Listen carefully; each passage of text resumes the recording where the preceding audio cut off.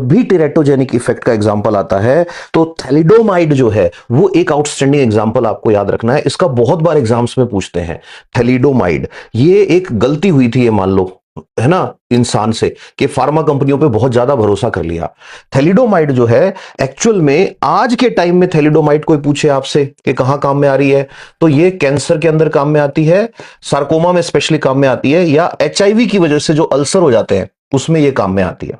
ठीक है, बट अगर यहां बात करें तो थैलिडोमाइड जो है ये ओटीसी लॉन्च हुई थी, ओवर द काउंटर, बिना प्रिस्क्रिप्शन के मिल जाती थी, यूरोप के अंदर लॉन्च हुई, और इसको बोला कि this is a miracle medicine for morning sickness. Morning sickness क्या होता है? प्रेग्नेंट लेडी है, उसको सुबह सुबह, शाम के टाइम, ज्यादातर सुबह के टाइम होता है, उल्टियां आती है। उल्टियां क्यों आ रही है? हार्मोनल चेंजेस हो रहे हैं। अब मॉर्निंग सिकनेस की दवाई है और ओटीसी मिल रही है, पूरे यूरोप की औरतें टूट पड़ी इस पे। स्पेशली वेस्टर्न कल्चर में प्रेगनेंसी के टाइम पे औरत चाहती नहीं है कि मेरे कोई दिक्कत हो, कोई भी प्रॉब्लम हो। अब तो यहां भी इंडियन सब कॉन्टिनेंट में यही इशू आ गया है कि बूढ़ा आदमी है, बुढ़ापे में ये स्वीकार करने को तैयार नहीं है कि बुढ़ापे का मतलब ये भाई हड्डियां दुखेंगी, बुढ़ापे का मतलब ये कॉन्स्टिपेशन रहेगा, बुढ़ापे का मतलब है गैस बनेगी। बूढ़े को एकदम ये चाहिए कि मेरा शरीर वैसा कर दो जैसा पहले था। ऐसे ही औरतों को चाहिए, प्रेगनेंसी है बट चेंजेस नहीं आने चाहिए बॉडी के अंदर। अब खूब खाई उन्होंने ये दवाई।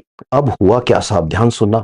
थैलिडोमाइड के जो क्लिनिकल ट्रायल्स हुए थे और कंपनी ने जो फाइल सबमिट करी थी उसमें उसने लिखा था कि it is 100% safe for pregnant lady.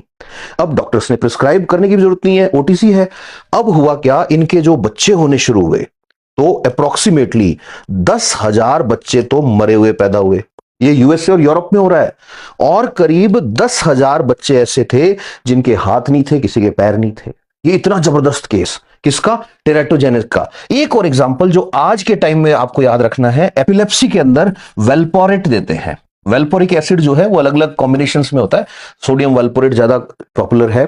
तो उससे टेरेटोजेनिसिटी के अंदर क्या दिक्कत आती है, तो उसमें भी आपको ये बताना है, प्रेग्नेंट औरत को ये नहीं देना है एपिलेप्सी की वेल्पोरिक एसिड। कि क्यों नहीं देना है? कि इसमें तो एक इफेक्ट ही आता है, एक सिंड्रोम बोल देते हैं उसको, वल्पोरेट्स बेबी बोल देते हैं, या वल्पोरेट बेबी सिंड्रोम। इसमें क्या होगा कि जो बच्चा होगा उस बच्चे में न्यूरल डिफेक्ट्स होंगे। न्यूरल डिफेक्ट्स, उसका फोरहेड ऊपर उठा हुआ होगा, नाक पिचका हुआ होगा, अलग तरह के उसके फीचर्स होते हैं, और न्यूरल डेवलपमेंट पे भी इफेक्ट पड़ता है। और बहुत सारी मेडिसिन है जिनका एस इनहिबिटर्स हैं, एसीएच इनहिबिटर्स हैं, उनका सबका कुछ ना कुछ एक्शन होता है। बट ये एग्जांपल जो है टेरेटोजेनिसिटी में थैलिडोमाइड, ये आपको याद रखना है।